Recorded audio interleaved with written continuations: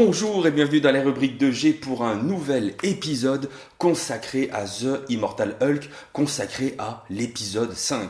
L'épisode 5 qui, si vous avez suivi ma dernière review concernant cette merveilleuse série, doit logiquement voir s'opposer l'Hulk, l'immortel Hulk face à Sasquatch. Un combat au sommet mis en lumière par l'incroyable Joe Bennett et au scénario évidemment on retrouve toujours Ali Wing.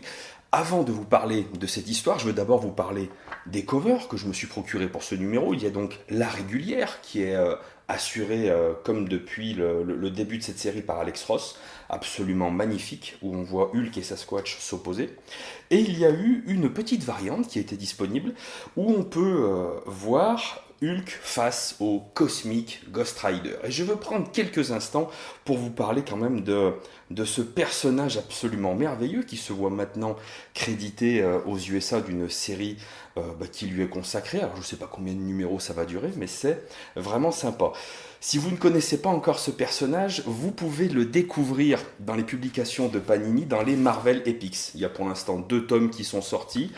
Et vous pourrez retrouver l'histoire de ce personnage, du Cosmic Ghost Rider, dans les épisodes de Thanos. C'est des épisodes qui sont assurés au scénario par Donny Cates. Le dessin, j'ai complètement oublié son nom. Je vous conseille vraiment de vous tourner vers ces épisodes parce qu'ils sont tout simplement géniaux. C'est pourquoi je ne pouvais pas résister à cette magnifique variante cover qui, je crois, de mémoire, est assurée par Radza. Alors, si je dis pas de conneries, hein, mais j'ai eu des difficultés à trouver l'information, et puis je ne connais absolument pas ce dessinateur, mais si je me trompe pas, voilà, c'est assuré par Radza, et la couverture est absolument magnifique. Donc, dans la précédente review, je vous avais laissé avec un cliffhanger de folie, hein, puisqu'on savait qu'on allait avoir cette confrontation entre Hulk et Sasquatch. Et donc, elle a bel et bien eu lieu dans les pages de ce numéro, cette confrontation, et ça a été magnifique. Depuis le début de la série, on n'a pas trop vu le Hulk en action. Je dirais que Ali Wing et Joe Bennett ont fait monter un petit peu l'intensité, ils ont fait monter la sauce, avant de voir réellement une première fois le Hulk vraiment en action. Et Joe Bennett, il réalise dans cet épisode des planches absolument merveilleuses, parce que la confrontation et le dessin est à la hauteur du rendez-vous. J'ai passé vraiment un moment de lecture absolument génial. C'est comme d'habitude un petit peu difficile de rentrer dans le détail de l'histoire sans trop vous spoiler. Je tiens vraiment à vous donner mon sentiment sur cet épisode en vous laissant un maximum de découvertes.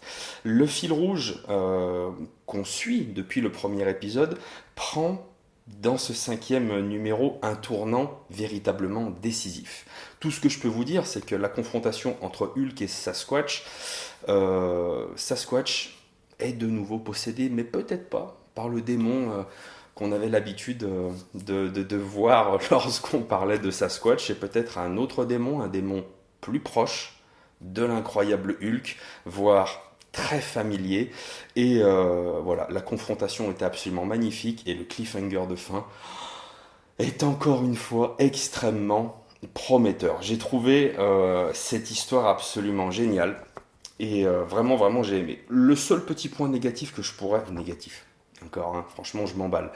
Le seul truc où j'aurais aimé voir Ali Wing et Joe Bennett peut-être insister un petit peu plus, c'est sur ce côté un peu horreur, un petit peu plus... comment dire, sanglant.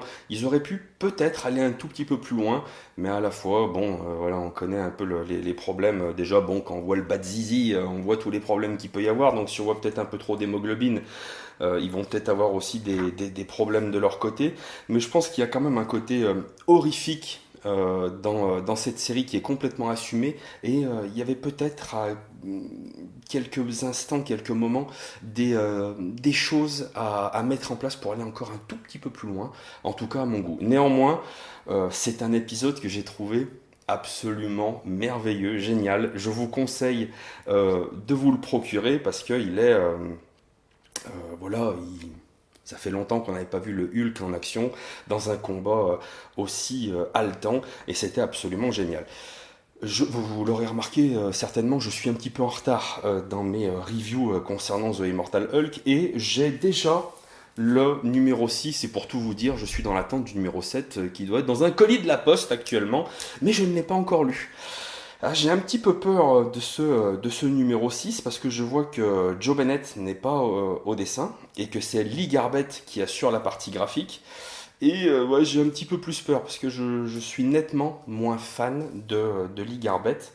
Voilà, je vais essayer de le lire comme d'habitude assez rapidement et de vous faire une petite review comme ça, voilà, dans la foulée pour essayer de ne pas prendre trop de retard. Parce que si je prends 15 épisodes de retard dans la gueule, cette série de vidéos n'aura plus aucun sens. Quoi qu'il en soit, on ne sait toujours pas comment Panini va éditer ces épisodes en France. J'espère qu'ils l'éditeront évidemment et dans un format qui ne coûtera pas trop cher.